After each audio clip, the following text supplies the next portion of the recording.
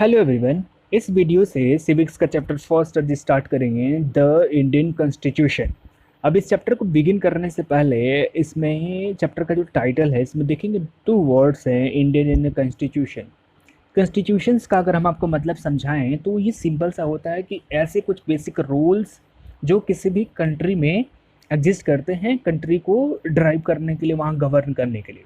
जो भी कॉन्स्टिट्यूशन होगा किसी भी कंट्री का, उसमें बेसिकली दो बातें मेंशन होती हैं। एक एक साइड में है गवर्नमेंट, दूसरी साइड में सिटीजन्स। तो गवर्नमेंट के पास क्या क्या पावर्स हैं और गवर्नमेंट्स को उन पावर्स का इस्तेमाल कंट्री के ऊपर में करना कैसे है, कंट्री में जो सोसाइटी होगी वो किस टाइप की होगी। एंड देन सेकेंड पार्ट में ये डिस्कशन होता है, जैसे सिटीजन्स रह रहे हैं आपकी कंट्री में, तो सिटीजन्स के पास क्या राइट्स हैं क्या नहीं हैं। तो सिटीजन्स के राइट्स के बारे में एंड स्टेट के पावर के बारे में, स्टेट के पावर के बारे में ये सारा कुछ मेंशन होता है किसी भी कॉन्स्टिट्यूशन में। अब चूंकि चैप्टर का जो टाइटल है ये खुद ही कह रहा है कि द इंडियन कॉन्स्टिट्यूशन मीन्स हमको कॉन्स्टिट्यूशन पढ़ना है किसका, इंडिया का। किसका पढ़ना है, इंडिया का। अब जब ये इंडिया का कॉन्स्टिट्यूशन पढ़ रहे हैं तो अभी इसके प्रीवियस वाले सेशंस में दो सेक्शन जो हमने लिए थे, दो या तीन, उसमें हमने डिस्कस किया था कि जो टाइप्स ऑफ गवर्नमेंट्स कितने होते हैं, फिर हमने बताया था कि सिस्टम ऑफ गवर्नमेंट्स कितने होते हैं। उसमें जब डिस्कशन हो रहा था यूएसए का, तो यूएसए में हमने बताया कि वहाँ प्रेसिडेंशियल फॉर्म ऑफ गवर्नमेंट है। पूरे वर्ल्ड में यूएसए एक ऐसा कंट्री था जहाँ पे रिटन कॉन्स्टिट्यूशन लिखा गया कि कंट्री को ड्राइव कैसे करना है, गवर्न कैसे करना है। सबसे पहले रिटन कॉन्स्टिट्यूशन आया यूएसए में। उसके बाद हमने यूके के बारे में भी पढ़ा था कि जो भी मोनार्कियल फॉर्म्स ऑफ गवर्नमेंट होती हैं, मोनार्कियल फॉर्म ऑफ गवर्नमेंट में क्या होता है कि वहाँ पे किंग और क्वीन कंट्री के हेड होंगे, लेकिन साथ में यूएस में क्या था कि कॉन्स्टिट्यूशनल मोनार्की, इन सेंस कि वहाँ पे कॉन्स्टिट्यूशन भी है प्लस मोनार्की भी है। तो वहाँ पे कॉन्स्टिट्यूशन तो है, लेकिन ये कॉन्स्टिट्यूशन वहाँ का रिटेन नहीं है। मीन्स किसी भी कंट्री का जो भी कॉन्स्टिट्यूशन होता है वो या तो नॉन रिटेन हो सकता है या रिटेन हो सकता है। तो नॉन रिटेन अगर कॉन्स्टिट्यूशन की बात करें तो वो एग्जिस्ट करता है यूके में, यूनाइटेड किंगडम में। और पूरे वर्ल्ड में वही एक ऐसा देश था जहाँ पे मॉडर्न टाइम में कॉन्स्टिट्यूशन को फॉलो किया गया था। तो नॉन रिटेन अगर पूछा जाए आपसे क्वेश्चन तो आप बोलेंगे कि यूके में एग्जिस्ट करती है, और अगर रिटेन कॉन्स्टिट्यूशन की बात करें तो वो होती है यूएसए की। अब ये कॉन्स्टिट्यूशन लिखा ही क्यों जाता है, आखिर किसी भी कंट्री को कॉन्स्टिट्यूशन की ज़रूरत क्यों है, तो ये इसको जानने के लिए आपको अगर इस क्वेश्चन का आंसर चाहिए, आपको जानना पड़ेगा कि कौन सी टाइप की गवर्नमेंट आपके में एग्जिस्ट करती है। जो कि हमने पिछले वीडियो में ऑलरेडी डिस्कस किया था कि तीन टाइप की गवर्नमेंट होती है, ऑटोक्रेसी, डेमोक्रेसी एंड ओलिगार्ची। तो उसमें जिस भी कंट्री में अगर डेमोक्रेटिक गवर्नमेंट है, जिस भी कंट्री में, ध्यान से सुनेंगे, जिस भी कंट्री में अगर डेमोक्रेटिक गवर्नमेंट है वही कंट्री जो है कॉन्स्टिट्यूशन जो है रखती है। ऐसा कोई ज़रूरी नहीं है, ऐसा कोई ज़रूरी नहीं है। यानी अगर किसी भी कंट्री में डेमोक्रेसी है वहाँ कॉन्स्टिट्यूशन का होना मस्ट है, यानी वहाँ एकदम से होना चाहिए। लेकिन बहुत सारी ऐसी वर्ल्ड में कंट्री हैं जिनके वहाँ कॉन्स्टिट्यूशन तो है लेकिन उनके वहाँ डेमोक्रेसी नहीं है, उनके वहाँ डेमोक्रेसी नहीं। यानी किसी कंट्री में अगर डेमोक्रेसी है तो कॉन्स्टिट्यूशन का होना मस्ट है कि कंट्री को आप कैसे चलाएंगे, सिटीजन्स के पास क्या पावर होने चाहिए और गवर्नमेंट्स के पास क्या पावर होनी चाहिए, सिटीजन्स के क्या राइट्स होने चाहिए, दोनों में बैलेंस होगा। लेकिन अगर किसी कंट्री के पास कॉन्स्टिट्यूशन है तो उसका कॉन्स्टिट्यूशन देख के हम ये नहीं बोल सकते वो कंट्री एक्चुअली में क्या होगी, डेमोक्रेटिक होगी। इस बात की कोई भी गारंटी नहीं है। तो जब बात कर रहे हैं इंडियन कॉन्स्टिट्यूशन की, तो इसका थोड़ा सा हिस्टोरिकल अगर बैकग्राउंड देखेंगे तो आखिर हमारी कंट्री को कॉन्स्टिट्यूशन की ज़रूरत क्यों पड़ी। हिस्ट्री में हम बहुत पढ़ते हैं कि 300-350 सालों तक हमारे वहाँ ब्रिटिशर्स रूल करके गए। 1947 अगस्त को, 15 अगस्त को वो हमारी कंट्री को जब छोड़ के चले गए तो हुआ कि हमारी कंट्री को आखिर ड्राइव कौन करेगा, गवर्नमेंट कौन करेगा, इसके रूलर कौन होंगे। तो हमने कहा कि हमारे वहाँ एक गवर्नमेंट का फॉर्म चुनते हैं, डेमोक्रेसी, जहाँ पे हम अपने सिटीजन्स को ढेर सारा राइट देंगे, यूनिवर्सल एडल्ट फ्रेंचाइज देंगे। और ये जो राइट्स देंगे, जब हम इनको राइट्स देने की बात करते हैं तो यूएस में चलते थे फंडामेंटल राइट्स वहाँ पे, क्योंकि सबसे पहले हमने बताया है कि आपको रिटन डेमोक्रेसी, रिटन कॉन्स्टिट्यूशन वहीं देखने को मिली, और वहाँ पे पूरे वर्ल्ड की लार्जेस्ट डेमोक्रेसी भी थी इंडिया से पहले। तो वहाँ पे देखा गया कि यूएस के सिटीजन्स के पास बहुत सारे राइट्स हैं। तो वहाँ के जो सिटीजन्स को राइट दिया गया उसको बोलते थे बिल्स ऑफ राइट। सेम तरीके से अदर कंट्री में भी, जैसे जापान हो गया, ऑस्ट्रेलिया हो गया, साउथ अफ्रीका हो गया, वाइमर रिपब्लिक जिसको आज जर्मनी बोलते हैं, यूएसएसआर जिसको आज रसा बोलते हैं, सारे कॉन्स्टिट्यूशन का हम लोगों ने हमारे जो भी इंडिया में रहने वाले लोग थे, लीडर्स थे, उन्होंने उसका स्टडी किया। स्टडी करके सबका एक मिक्सचर तैयार किया कि जब हम अपने वहाँ डेमोक्रेसी रखेंगे ना, तो अपने अपने राइट सिटीजन्स को पहले तो ये राइट्स देने हैं, और उसके बाद में प्रॉपर तरीके से डिफाइन कर देना है कि अगर हमारे वहाँ फेडरल गवर्नमेंट का सिस्टम है ना, सेंट्रल गवर्नमेंट होगी, स्टेट गवर्नमेंट होगी, और लोकल लेवल पे लोकल गवर्नमेंट, जिसको ग्राम प्रधान और म्यूनिसिपैलिटी बोलते हैं शहरों में, तो इनके क्या क्या राइट्स होंगे ना, सब कुछ एक तरीके से राइट कर देते हैं कि इन फ्यूचर जो है किसी के बीच में भी कन्फ्लिक्ट नहीं होगा।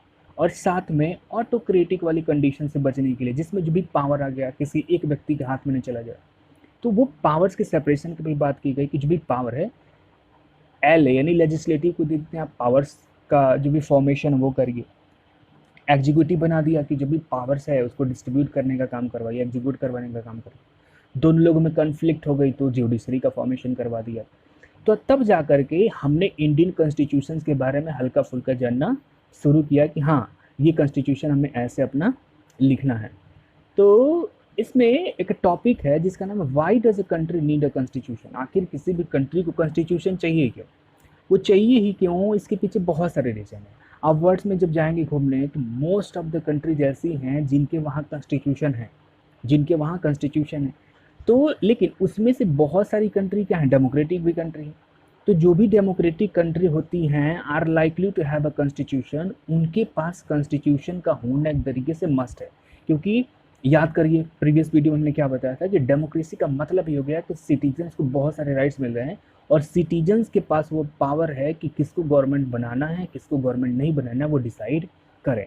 तो इसलिए कॉन्स्टिट्यूशन का होना वहाँ पे मस्ट हो जाता है। लेकिन अगर किसी दूसरी कंट्री में आप चले जाएं जहाँ पे कॉन्स्टिट्यूशन है, तो कोई ज़रूरी नहीं है, it is not necessary that that country will be a democratic country. कोई ज़रूरी नहीं कि वो कंट्री क्या हो, तरीके से डेमोक्रेसी हो। इसीलिए जो कॉन्स्टिट्यूशन का रोल यहाँ पे बहुत ही इम्पोर्टेंट हो जाता है, क्योंकि ये जो कॉन्स्टिट्यूशन होता है ये बहुत सारे पर्पज़ के उद्देश्य से बहुत सारे इसके पर्पज़ हो सकते हैं। पहला कि जो भी कॉन्स्टिट्यूशन होगा किसी भी कंट्री का, it lays down the certain ideas that forms the basis of the kind of the country.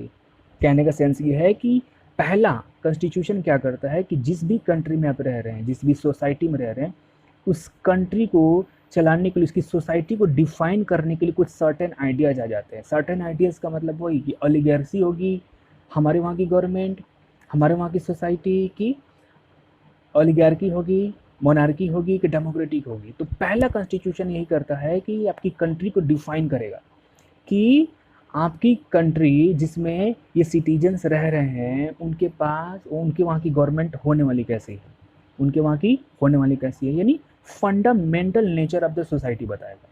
क्या बताएगा? फंडामेंटल नेचर ऑफ सोसाइटी बताएगा। अब किसी भी आप कंट्री में जाएंगे, ऐसा तो है नहीं कि एक ही पार्टिकुलर रिलीजन्स के लोग मिलेंगे, सारे लोग गोरे मिलेंगे, सारे लोग काले मिलेंगे, सारे लोग मेल ही मिलेंगे, सारे लोग फीमेल मिलेंगे। हर चीज़ का हल्का फुल्का क्या होता है, मिक्सचर होता है। किसी भी कंट्री में आप घूमने चले जाए तो कोई भी कंट्री जो है मेडअप है किससे, डिफरेंट कम्युनिटी के पीपल से। आप जैसे इंडिया की बात करें, 6 रिलीजन्स के लोग आपको इंडिया में मिल जाते हैं। हिंदू, मुस्लिम, सिख, ईसाई, बौद्ध, जैन, ये सारे मिलते हैं। कुछ गोरे हैं, कुछ काले हैं, कुछ तमिल बोलते हैं, कुछ मलयालम बोलते हैं। हमारे पास लैंग्वेज के आधार पर लैंग्वेज के बेसिस पे डाइवर्सिटी है, देन कल्चर के बेसिस पर डाइवर्सिटी है, देन आपके रिलीजन के बेसिस पर डाइवर्सिटी है।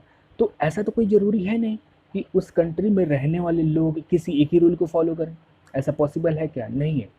इसलिए कॉन्स्टिट्यूशन क्या करता है कि अगर किसी भी कंट्री में कॉन्स्टिट्यूशन होगा और कॉन्स्टिट्यूशन में जो बातें लिख दी गई सारी कम्युनिटी को मानना पड़ता है।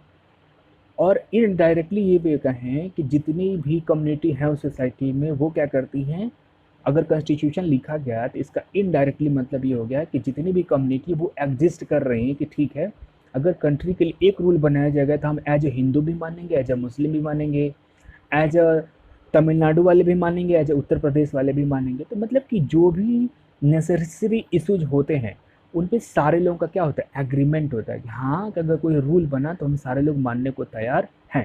तो ये क्या बता रहा है, किसी भी कंट्री का कॉन्स्टिट्यूशन क्या बताएगा, नेचर ऑफ अ सोसाइटी। उस सोसाइटी का क्या बनाता है, नेचर बता देता है। पहला चीज़ समझ गए। दूसरा चीज़ जो बताता है वो ये बताता है कि कंट्री में जो गवर्नमेंट होगी वो किस टाइप की होगी, यानी डेमोक्रेटिक ओलिगार्की की मोनार्की। तीसरा चीज़ ये बताया गया कि जो भी वहाँ पे रहने वाले सिटीजन्स हैं, उन सिटीजन्स के पास क्या क्या राइट्स हैं फिर नहीं हैं। चौथा चीज़ ये बता सकता है कि अगर उस कंट्री का कोई ऑफिशियल रिलीजन है कि नहीं है। तो ऐसे ढेर सारे बेनिफिट्स होते हैं कॉन्स्टिट्यूशन के। जब हम अपने कॉन्स्टिट्यूशन की बात करते हैं तो ये साइड में जो पिक्चर देख रहे हैं, यहाँ पे हैं आपके first prime minister of the India doctor Rajendra प्रसाद।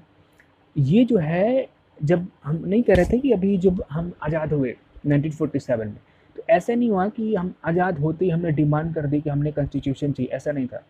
पहली बार कॉन्स्टिट्यूशन की डिमांड 1934 में की गई थी। इंडिया में एक पार्टी हुआ करती थी, इंडियन नेशनल कांग्रेस। हिस्ट्री में इसके बारे में पढ़ेंगे।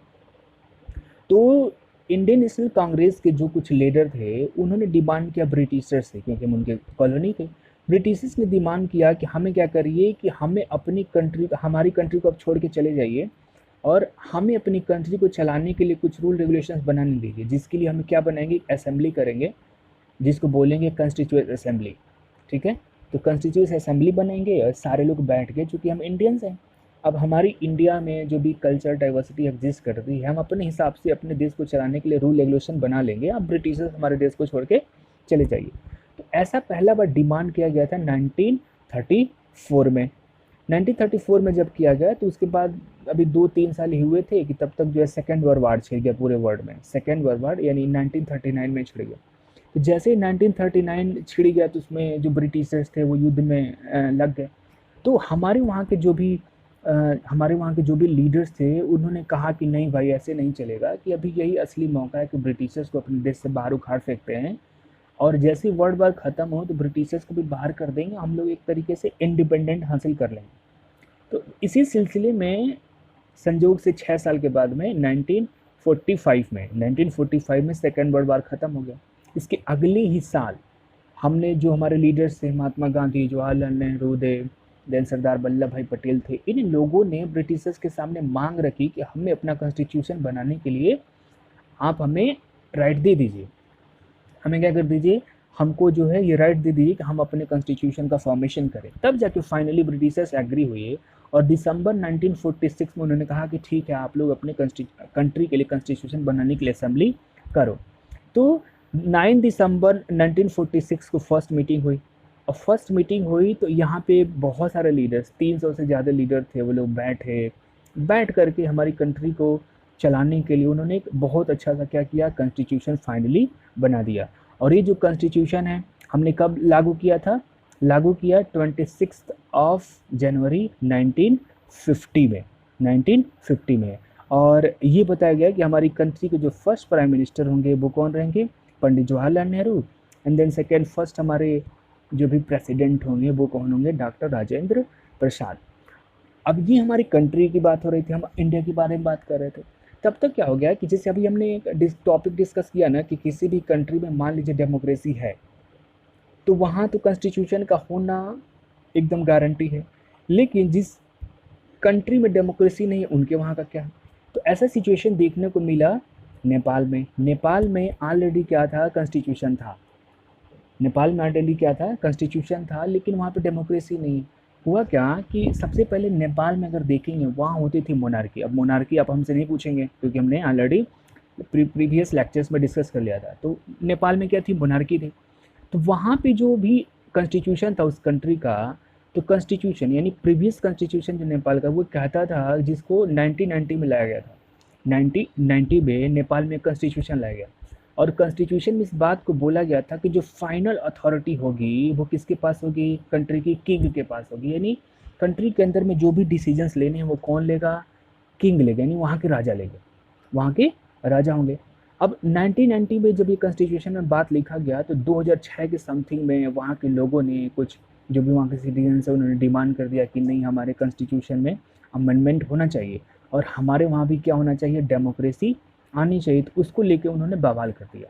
अब इसी बवाल का नतीजा है कि 2006 में वहाँ की जो गवर्नमेंट थी, वहाँ के जो किंग थे, उन्होंने इस्तीफा दे दिया कि आज से ठीक है, आप लोग डेमोक्रेसी बना लो और आज से हम क्या रहेंगे, राजगद्दी पे नहीं बैठेंगे। फाइनली 2006 में क्या हो गया, वहाँ पे डेमोक्रेसी आ गई। अब जैसे ही वहाँ डेमोक्रेसी आई तो फिर से वहाँ का कॉन्स्टिट्यूशन लिखा गया। अब जैसे ही कॉन्स्टिट्यूशन लिखा गया तो वहाँ पे जो है अब हुआ कि डेमोक्रेसी होगी, वहाँ पे प्राइम मिनिस्टर जैसे हमारे इंडिया में इलेक्ट किए जाते हैं वैसे चुने जाएंगे। तो ये हुआ सिचुएशन। फिर 2014 में भी वहाँ पे एक तरीके से डिमांड उठी कि नहीं, कॉन्स्टिट्यूशन में कुछ हमारे सिटीजन्स को कम राइट्स मिले हुए हैं, इसलिए हमको अमेंडमेंट किया, कॉन्स्टिट्यूशन में अमेंडमेंट किया जाए और अमेंडमेंट करके हमें कुछ राइट्स और दिया जाए। तो ये नेपाल का एक सिचुएशन था। तो नेपाल में हमने क्या देखा कि वहाँ कॉन्स्टिट्यूशन होते हुए भी डेमोक्रेसी नहीं थी, और नेपाल की पुरानी वाली कॉन्स्टिट्यूशन